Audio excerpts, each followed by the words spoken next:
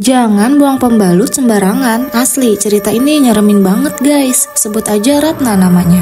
Beberapa hari ini perut Ratna terasa sakit dan mual. Emosinya nggak stabil, malah sering sewot. Ternyata itu tanda-tanda kan haid. Haid pertamanya di usia 11 tahun. Pengetahuan Ratna tentang haid belum terlalu banyak. Maklum, teman-teman seumurannya belum ada yang mengalami hal serupa. Kalaupun dia nanya ke temennya gak akan dapat jawaban juga. Hanya aja dia beberapa kali mendengarkan cerita Mbak Tini. Katanya haid memang sudah kodrat wanita, gak boleh takut. Buru-buru Ratna membeli pembalut wanita, kemudian nanya ke Mbak Tini gimana cara pakainya. Beres dengan kursus singkat tentang dunia perhaitan, Ratna pulang. Nah, tengah malam Ratna gak nyaman dengan pembalutnya, terasa basah dan tebal. Kata Mbak Tini tadi, itu tandanya pembalutnya udah penuh. Artinya, pembalut harus segera diganti yang baru. Kemudian pembalut yang udah terpakai dicuci hingga bersih.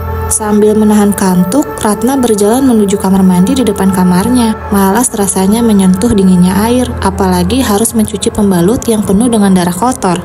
Pasti dingin dan lama. Akhirnya Ratna hanya mengganti pembalut. Pembalut penuh darah haid itu ditinggal begitu aja di kamar mandi tanpa dicuci.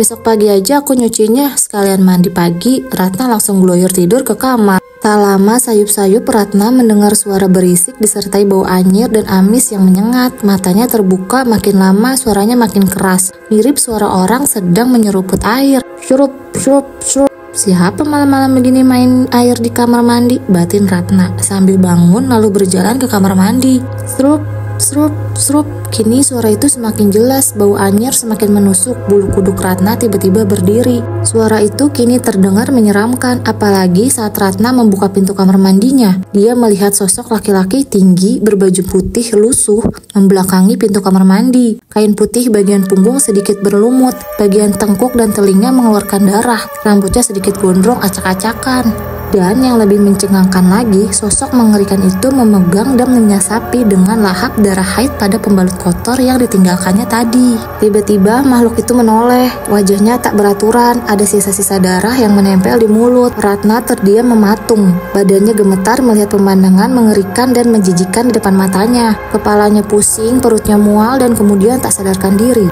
Keesokan paginya Ratna sudah berada di tempat tidur ditemani Mbak Tini di sampingnya. Kamu baik-baik aja, Rat? Mbak Tini khawatir. Ratna takut, Mbak. Mengerikan sekali tadi malam. Ratna menangis mengingat apa yang baru aja dialaminya. Udah, nggak apa-apa untuk pembelajaran ya. Kemarin kan Mbak udah bilang kalau harus berhati-hati saat haid. Darah haid itu harus langsung dicuci bersih karena wanita yang sedang haid itu rawan diganggu jin dan setan. Karena saat haid mengeluarkan darah kotor yang berbau amis. Bau seperti itu sangat disukai oleh jin dan setan. Iya, Mbak. Maafin Ratna. Ratna janji nggak akan males bersih-bersih lagi. Kejadian mengerikan itu membuat Ratna kapok. Sekarang kalau sedang haid, Ratna selalu mencuci pembalutnya hingga bersih hingga tak ada darah kotor yang tersisa. Syukur alhamdulillah gangguan makhluk penghisap darah haid itu pun gak pernah ada lagi. Guys, jangan malas ganti pembalut ya.